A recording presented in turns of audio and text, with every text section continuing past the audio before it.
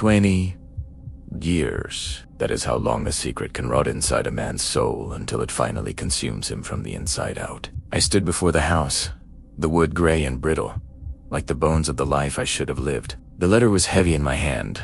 The ink faded, but the words still burned like hot coals against my palm. I wrote this to myself when I was a younger man, a warning I was too cowardly to heed.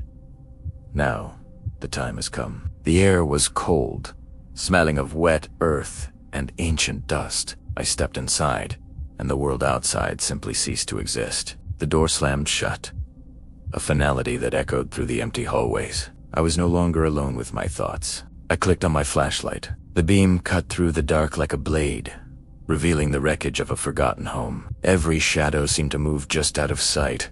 Every creak of the house felt like a whisper of my own name. Then, I heard it. Not a sound of the house settling, but the distinct rhythm of footsteps behind me. A whisper, cold as ice, brushed against my ear. "You came," it said. I felt my heart stop in my chest. I turned the light toward the sound, but there was nothing. Only a cracked mirror hanging on the far wall. I approached the glass, my own reflection looking back at me, older and more broken than I remembered. But in the reflection, I wasn't alone. A shadow stood directly behind me, a dark silhouette that didn't belong. I froze. I could see him, but I couldn't feel his breath. He was a ghost of a future I was terrified to meet. Suddenly, the glass began to ripple like water. The shadow pushed its way through the surface of the mirror. Two glowing red eyes pierced the darkness. He looked like me, but his gaze held the weight of an eternity of suffering. A thick, supernatural fog began to fill the room, swallowing the light. My mind began to drift back to that night. The rain, it was always the rain. It blurred the world and washed away the tracks, but it couldn't wash away the blood. The sound of the impact, a sickening thud that has echoed in my ears every single night for 2 decades. I saw her for a split second, a young girl, lost in the storm. And then, she was gone beneath the wheels. I didn't stop. I told myself it was just a deer, a branch, anything but what I knew it really was. I sped away into the night, leaving my humanity behind on that wet asphalt.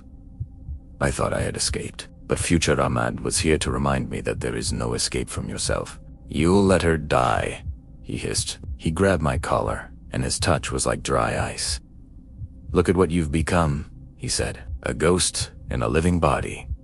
I felt the weight of 20 years of silence crashing down. Every lie I ever told was a brick in the wall of my prison. The house began to shake. The walls seemed to bleed black ink, the ink of the letters I should have sent. I reached out to the shadow, begging for forgiveness, for a way to make it right. But the shadow only pointed to the door. A sudden, blinding white light erupted from the mirror. It felt like my soul was being torn open and searched. When I opened my eyes, the sun was rising. The house was just an old, empty building. But the letter was still there. The fear was gone, replaced by a cold, hard clarity. I knew what I had to do. I couldn't run anymore. I walked through the streets of the city, seeing it for the first time without the veil of my own guilt. I reached the police station. The blue and red lights didn't look like a threat anymore.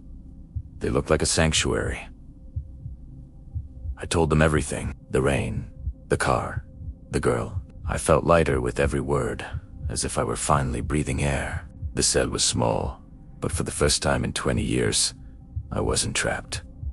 My mind was finally free. I looked into the small, stainless steel mirror on the wall.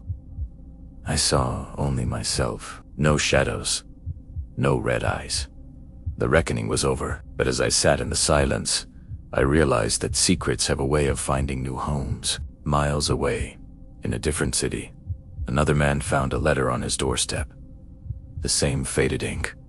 The same warning. The cycle continues.